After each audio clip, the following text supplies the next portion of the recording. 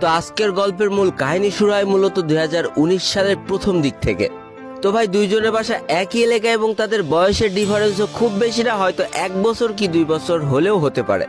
কিন্তু ভাই আধুনিক সভ্য সমাজের টানাপোড়েনে সেই পুরোনো আমলের একসাথে বসে খেলাধুলা এগুলো তো সবাই প্রায় ভুলেই গিয়েছে। এখন তো যে যার মতো ঘরেই থাকে বা অনলাইন প্ল্যাটফর্মে বিভিন্ন গেম টেম নিয়েই ব্যস্ত থাকে। এজন্য একই এলাকায় বাসা হওয়া সত্ত্বেও তাদের মধ্যে খুব একটা পরিচয় ছিল না বা অনেক ভালো বেশি সম্পর্কও ছিল না।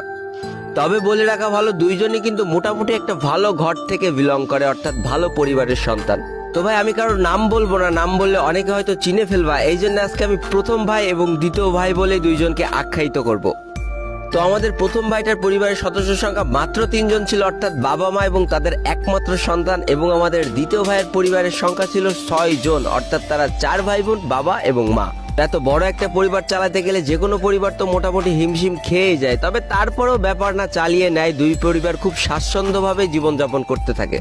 একটা পর্যায়ে যে আমাদের প্রথম যে ভাইটা, সে 2019 সালের প্রথম দিক থেকে আমাদের এই ফ্রি ফায়ার গেমটা খেলা শুরু করে এবং এইভাবে খেলতে গেলে যখন 5-6 মাস পার হয়ে যায় তখন সে মোটামুটি ভালো লেভেলের একটা গেম প্লে করতে শুরু করে। এবং একটা সময় পর প্রথম ভাইটা চিন্তা করে যে তার এখন গ্র্যান্ড মাস্টার পুশ দেওয়া উচিত, অর্থাৎ সে গ্র্যান্ড মাস্টার পুশ দেওয়া শুরু করে। আর অবশ্যই আমি তুমি এবং যত গেমার আছে তারা সকলেই জানে যে গ্র্যান্ড মাস্টার পুশ দিতে গেলে একটা ভালো স্কোয়াড হলে গ্র্যান্ড মাস্টার পুশ দিতে অনেক সুবিধা হয়। তো যেই কথা সেই কাজ, গ্র্যান্ড মাস্টার পুশ দেওয়ার জন্য সে একটা পারফেক্ট স্কোয়াড খুঁজতে থাকে, অর্থাৎ ভালো টিমমেটদের খুঁজতে থাকে।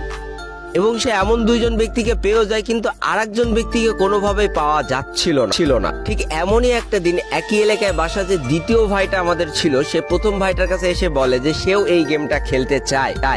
কিন্তু এখানে বলে রাখা ভালো, 2 জনের কাছেই কিন্তু পিসি ছিল এবং তারা পিসি দিয়েই প্রথম গেম খেলাটা শুরু করে। তবে ভাই পিসি দিয়ে গেম খেলা কিন্তু অতটাও সোজা না যে পিসির সামনে বসে পড়লাম আর আমি একজন পুরো প্লেয়ার হয়ে গেলাম। যতদিনে তুমি পিসির সেটিংস গুলো ঠিক মতো আয়ত্ত না করতে পারছো ততদিন তুমি পিসিতে কিচ্ছু না। কিন্তু এই পিসির সেটিংস এর ব্যাপারে আমাদের 1 নম্বর ভাইটা কিন্তু অনেক দূর এগিয়ে গিয়েছে, কারণ সে কিন্তু বিগত 6 মাস ধরে গেম খেলছে আর আমাদের দ্বিতীয় ভাইটা কিন্তু সবে মাত্র গেমে ঢুকেছে। তবে সব থেকে বড় কথা, এই 2টা মানুষের ভিতরে হিংসা বলতে কোনো বস্তুই ছিল না। তাই আমাদের 1 নম্বর ভাই যে কাজটা করে তার সমস্ত সেটিংস আমাদের 2 নম্বর ভাইটাকে দিয়ে দেয়। তবে ভাই সেটিংসেই তো আর খেলা ভালো করে দেয় না, নিজের যোগ্যতাও থাকা লাগে। কিন্তু আমাদের 2 নম্বর ভাইটা একেবারেই গেমের ভিতরে নতুন। তবে আমাদের 1 নম্বর ভাইটা সবাইকে অবাক করে দিয়ে বাকি 3 জন টিমমেটের সাথে সেই নতুন ভাইটাকেও নিয়ে নেয় তাদের স্কোয়াডে গ্র্যান্ড মাস্টার পুশ করার জন্য। তবে সব থেকে বড় কথা, 2020 সালে সবার ইচ্ছা ছিল যে এই স্কোয়াডটা গ্র্যান্ড মাস্টার টপ অনে যাবে, কিন্তু দুর্ভাগ্য তো সেখান থেকেই শুরু।